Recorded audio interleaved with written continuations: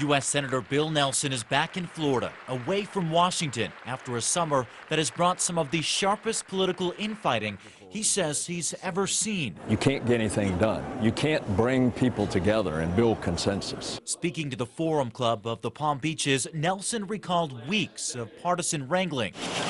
That led up to a bitter 11th-hour battle about raising the nation's debt ceiling. We could have a breakthrough with this super committee that is set up under the law that avoided the default. That breakthrough, Nelson told the crowd of 500, could come with tax reform.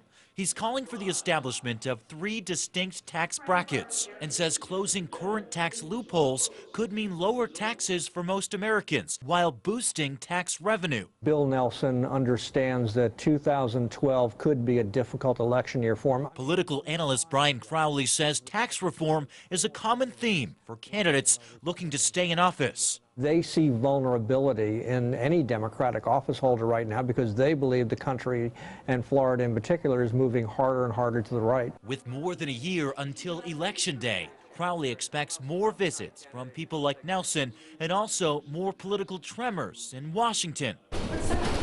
An earthquake rattled much of the nation's capital this week, and now Hurricane Irene is brushing Florida, heading toward D.C. Senator Nelson says both should serve as wake-up calls for those who will be a part of the political storms that lie ahead. I've never seen it like this. In West Palm Beach, Dan Corcoran, WPTV News Channel 5.